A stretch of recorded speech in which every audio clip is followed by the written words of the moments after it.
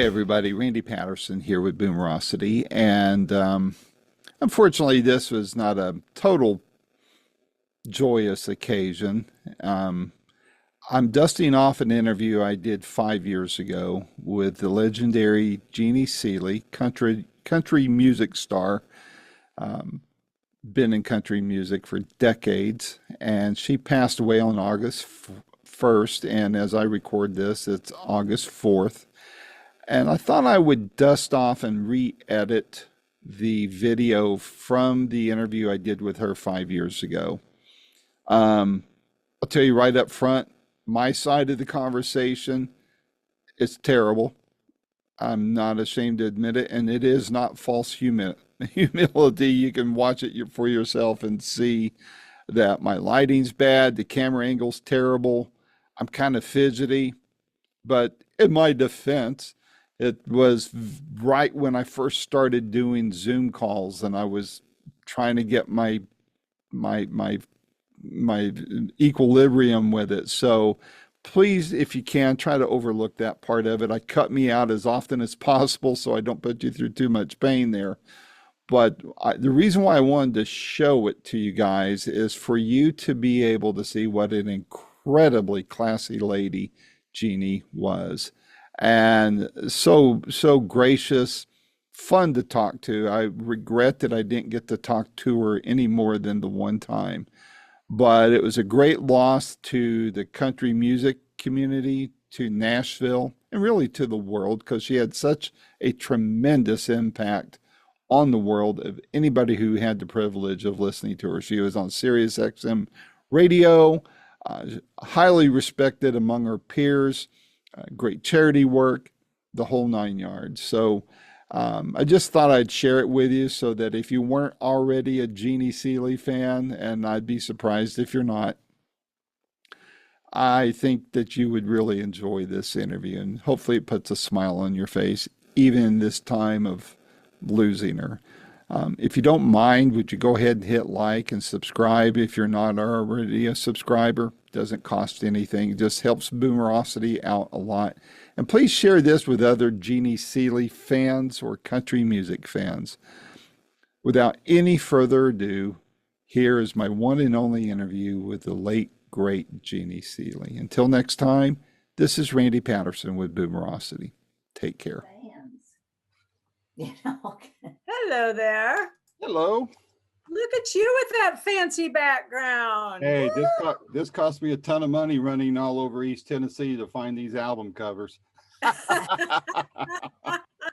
me put Jeannie in the picture and me get off of here a second. All righty. All right. Well, I'm impressed. Well, good. I like to impress the ladies, you know. I'll bet you do. How are you this morning? I'm doing great, Jeannie. I want to first of all thank Bev for putting this together, but gosh, what an honor and a thrill it is for me to be able to talk to you. You know, it's just well. I mean, not to throw age on either one of us, but I've been hearing you off and on over the years on car radios and home stereos for ever since my parents turned me on to music. So all right, well, that's a good thing. We're still here, still loving what we do. Well, that's and loving that you give us some time to do it. Well, I'm glad to be able to do it, but trust me, the thrill's all mine, and I'm looking forward to talking to you today. So before we start talking about your album, I was just curious, how has this pandemic affected you and your family, if at all? Well, we, of course, are doing like so many people, and of our age, we have to be even more cautious, really. But we have not stopped living. We try to go to environments where we're going to be safe and avoid those that we aren't. Wear my mask, wash my hands. And I tell you, the pandemic has taught me some things too. I said, I never thought about the pump handle when I was pumping my gas and how many people. I'm like, no wonder I got so many stomach viruses and everything else. So I think in the years going forward, I'm probably gonna stay well a little more because of the extra precautions we're taking that truthfully we should have all been doing all along. So, Well, I am right there with you. I have to admit, I was a slight germaphobe before all of this. I did start using paper towels when I would pump gas or, use my sleeved arm to open a public door of some sort. oh, But I've gosh, done that. but Yeah. even just like, pouring myself coffee out of one of those dispensers or touching salt shakers during, if nothing else going forward during cold and flu season, being a little bit more cautious because, Right. On you- the other side, the upside of that salt shaker, we all use too much salt anyway. So there you go. oh, one more reason why we're staying healthier. That's So, right. I agree with you. Well, has this pandemic affected how you're doing music now? And obviously, performances have been affected a little bit, well, quite a bit. But I noticed some things are beginning to come back on stage slowly but surely. But how's it affected you on that front? well, actually, it's played in my favor in a way because not being able to do all the traveling and the appearances, even at the Opry, it has given me more time to promote this album and to be making plans for other things that I want to do, including my shows when we do start traveling again.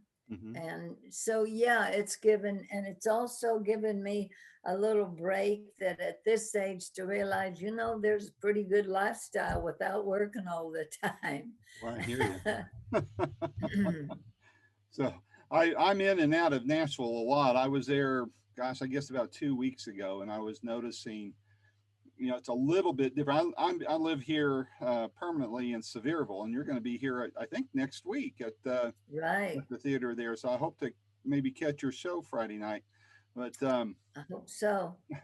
but when I was in Nashville a couple weekends ago, I was just noticing just the vibe has changed a lot. And from where I sit, going into stores, I was dropping into a Target there. I guess it would be kind of Southwest Nashville, over near Sylvan Park in that area. But Mhm. just how, I mean, everybody was just almost scared to look at each other, it seemed like, compared to Yeah, I here know. where, we're still going around saying, hey, y'all, that type of thing. So, Yeah.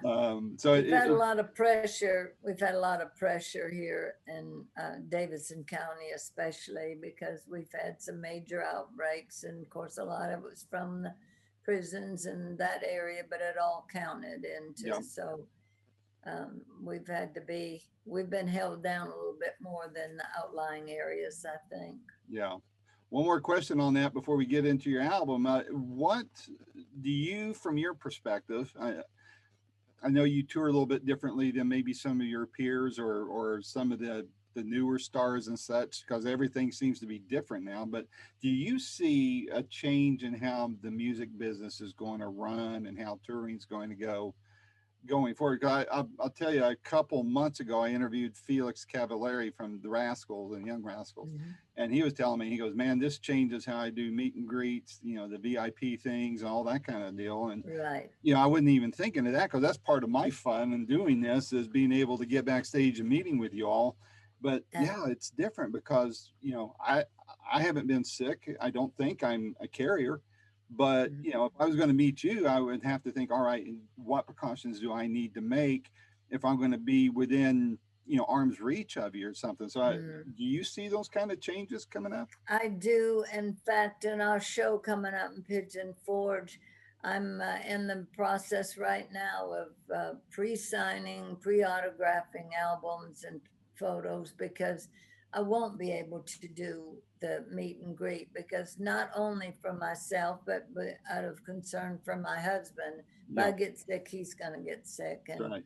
we don't do that anymore. And I think that I agree with you, as like you, our fans, that's part of our draw of public appearances is being able to interact. And as an artist, I miss that too. I love the interaction with the fans. You can't know what to do to please fans if you never get an opportunity to hear from them That's right. and hear what they have to say and how they react. So yeah, it's going to be different, but just like I'm trying to keep me safe, I don't think I'm a carrier either, but nothing would make me feel worse than to pass on something to one of my fans that's a little older and been with me all through these years. So it is definitely a different look. I'm probably not going to be, definitely not touring per se. I will still do some shows, but they will be handpicked and things that I really want to do, because to be honest with you, I've been there and done that. And I think now my time better served uh, just staying home and probably being at the Opry as much as possible. Yeah, yeah, I agree. Well, we want you around for a long time, so anything that'll help make that happen, I'm all for as a fan. So, um, Thank you. by the way, I just recalled too. I just read to this morning. In fact, I think I got the blast from Bev on. I'm on her distribution list that you're going to be receiving the Legacy Award. Gosh, but were you going to have room putting anything up? Things up? I mean, you got to clear some space off the mantle or something, I would imagine, huh? From the Frank Clement organization, that all of it benefits the Frank Clement Museum, which is a wonderful museum. It's, if anybody gets to Nashville or out as far as Dixon, go on one corner is Craig Morgan's wonderful store. You can go visit that, and also go across the railroad tracks to the Frank Clement Museum. I'm very honored to be sharing that stage this year with Lamar Alexander and also with Craig Morgan. Yeah. But we are very proud of that museum, and of course, very proud of Frank Clement's legacy.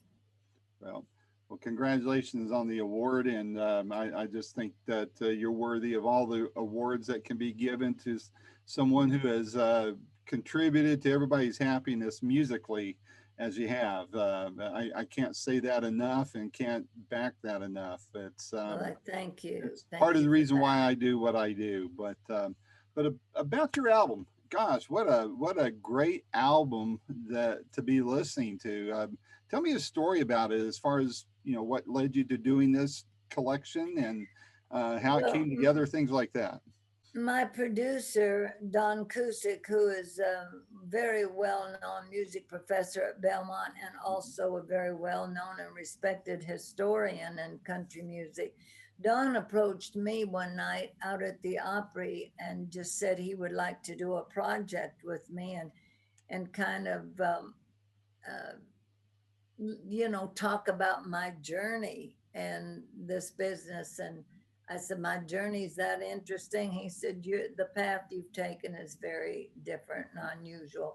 And his concept was to have guests on and people that, and that sometimes they wouldn't expect that combination, and to do songs that people wouldn't really expect me to do. Right. And he said, I just see so many sides to Jeannie Seely, and I don't think they have been displayed for other people to see that well. So that was the inspiration of where the idea came from. Of course, I'm very grateful to Mike Curb and the folks at Curb Records for picking up this project, and they've been wonderful.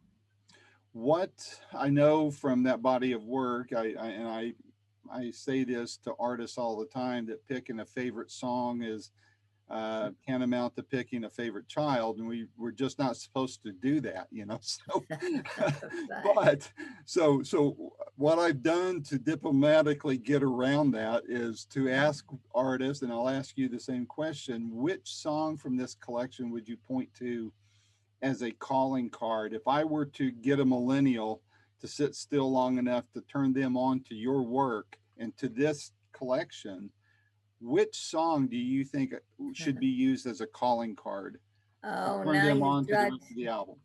tried to put me on that spot, haven't you? I'm trying. Well, like you said, it really is hard to choose. And the thing is, by Don's concept of so many different directions, I think that was one of his objectives, to show somebody new, not familiar with me, all of the different sides. And to me, as an artist, speaking to young artists coming up, my thing would be to say, don't let anybody else put you in a box, and don't put any limitations on yourself. I mean, we like to categorize things as country or country pop or whatever. Just do good music and it will find its own level. You know, it's funny you say that because, and I wasn't expecting this, but yesterday I had an interview with a blues guitarist and singer, Jimmy Vaughn. He was Stevie Ray Vaughan's brother. Mhm. And, you know, he said essentially the same thing. And it, you know, it never dawned on me until he and I were, well, it came out in the press release and I asked him about it. But he's saying, you know, there's really no difference between blues and country and Western. He said, or country. And he said, Mhm. I'm tired of these labels. You know, he goes, it's music, it's America's music. Let's just play it and enjoy it, you know, Exactly. You and know, and adding to that, you know, to me personally, I know it depends on the mood I'm in, what I want to hear, yeah, and you know, and I have a lot of different moods, you know. But also speaking of how a song can be done in many directions, a song I wrote back in 1964 was an immediate hit by R&B legend Irma Thomas, mhm, called Anyone Who Knows What Love Is Will Understand.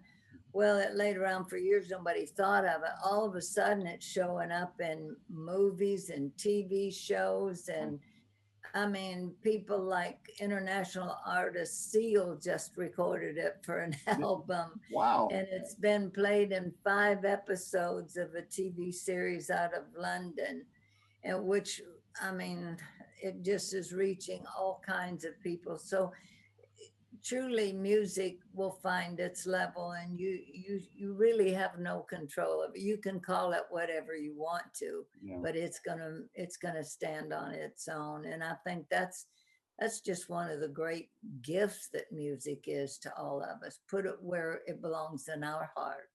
Well, that's the reason why I like the old, how radio stations used to be. And that's where you could, you know, I grew up in Phoenix, was born here in East Tennessee, but grew up in Mhm. Phoenix, and radio stations there, you turn it on and it would be a popular station. But you know, you might hear a country artist first, and then you'd hear, you know, the Rolling Stones next, and then, you know, somebody a Mhm. little bit harder, or maybe a little bit of R&B and all that. And I mean, I think that's the consciousness of America, or at least our generations, you I know. think I agree with you too. And you know, even though the radio stations don't do that, I like to point out to everybody, this is one of the wonderful things about the internet. We can hear anything we want any time of day or night from any era. Mhm. And hopefully some of the folks that might be thinking about coming out to see the show with Tim Atwood and me, um, we will do a little bit of everything on that show. From the one of the things I did on the album and we do on the show is an old pop classic from the 50s called Teach Me Tonight. It was a big hit by the DeCastro sisters earlier, and then later the McGuire sisters. So from that to Tim is doing some very powerful patriotic things. We do a version of some of the duets that Kenny and Dottie did, Mm. and just a little bit of everything. But overall, beside the music, what Tim and I do is we have fun, and we're going to try to make sure anybody who comes to see us has a good time too. I'm sure we will. Well, one thing I want to compliment you on is how you adapt to the technology, or let me put it the other way, how you use technology and in all of its newest forms to stay out there and to stay relevant. I mean, the fact that we're doing this call is a great example of it, and also the fact that you're on satellite radio on Willie's channel. I mean, wow. I mean, that probably is opening you up to a whole bunch of people that maybe had not heard of you before, but have an appreciation for the kind of music you sing. And so my hat's off to you for staying current on that, because not everybody does. I know my generation doesn't. Trying to get somebody to have a Zoom call these days is sometimes like pulling teeth. So, Well, I have to credit my publicist, Bev Moser, for a lot of that. Some of it, she's kind of dragging me screaming and kicking into it. But I love all the technology. And there again, what a gift we have been given. yeah, And the Willie's Roadhouse was something I never expected to do when they called me and asked me if I'd be interested in doing an air personality shift. And I'm like, yeah, I never thought of it, but boy, I'd like to try. And it's just a wonderful gift. It's just, and it's fun. It's yeah, fun, and it's fun to hear back from people all over the world. I'm like you said, I'm reaching a whole lot of people that didn't know. Between Willie's Roadhouse and the Opry being on satellite now, yeah. it's just I'm meeting a whole bunch of new people, so it's wonderful. If you have time, I have a couple more questions. Do we have time for that? I think we're good. Okay, Mhm. good. What are I mean, it's kind of along the lines of what we were just talking about, but what do you feel are the best and least favorite, I hate to say worst, but let's just go ahead and go there. Best and worst changes you've seen in the music industry and as a whole, and maybe perhaps more specifically in the area of country music. And I know sometimes that can be a little delicate, but uh, what have you seen from where you said the best and worst of changes in that? Well, I don't look at either side as the best or the worst. Change is inevitable. It's always going to come in our lives. And there's always going to be good sides to the changes and bad sides. I don't care whether it's music or what you're talking about. But we have to, most of the complaints I hear are from people from my generation. And the bad part of that is that they aren't happy with the changes, but I have to remind myself and them it is not our era anymore. That's hard to admit, but it's absolutely true. We had our time, we did with it what we brought from our generation, and now it's time to pass that on. And we may not like it, and I know there were some when I came in said, well, she's really not Opry material. She's really not that country. So it's always going to be there. And like the criticism of the Opry, I always say, when you hear criticism, what that tells me is how revered the Opry was. Yeah, When you love something so much, like our traditional music or the Grand Ole Opry, you're afraid of any change that might destroy it. So that just lets me know how loved it was to begin with. On the good side of that, I remind everybody again, if they haven't ventured into this technology, do so, because you can find anything you want to see or hear. There's so much on YouTube. I mean, some of the old videos of me, I'm a little embarrassed about right now. you shouldn't be. Not only for me, but some of my peers too. We did have some hairdos in our time. But anyway, that to me, if you have to pick a good side and a bad side, those are the sides I look at. But I also would encourage people to give a second chance to some of the new music coming out. There are a few, I'm especially partial to some of the new young ladies that are coming up, and they are writing some incredible songs. If you've not heard a song by Tennille Townes, Somebody's Daughter, play that and listen to those words. I mean, it's just amazing. And also Ingrid Andress had a wonderful song called You're Breaking, if you leave me, you're breaking more hearts than mine, because it's the story about she's taken him home to meet her family, and they have all fallen in love with him. Yeah. And she said, so if you leave, you're breaking more hearts than mine. That's a strong, strong piece of material. Mm, So I really encourage everybody to give some of this music a second listen. definitely will. They'll get encouraged to do that through this interview. And so my final question for you is, and I hope to interview you a lot more in the future. So maybe every other time we talk, I'll ask if you have an update on the answer to this question. And I ask Okay. it of a lot of artists, and I quite frankly sometimes I'm surprised that people haven't given it a thought, and I don't know why that is, but I think we all kind of think of our own mortality from time to time, and especially during these days when we've lost so many people to the Mhm. virus or attributed to the virus. And that's this, once you're up at the great gig in the sky, stepping off the tour bus of life up there, how do you how do you want to be remembered, and what do you hope your legacy is? I know you've been asked this a lot, but today, how does Jeannie Seely want to answer that today after everything that you've experienced so far? I hope they'll remember me that I was a fun person, a giving person. Most of all, I want to be remembered. I want them to smile when they think of me. Good deal. Well, man, this is a lot of fun. I'm smiling. This is a lot of fun.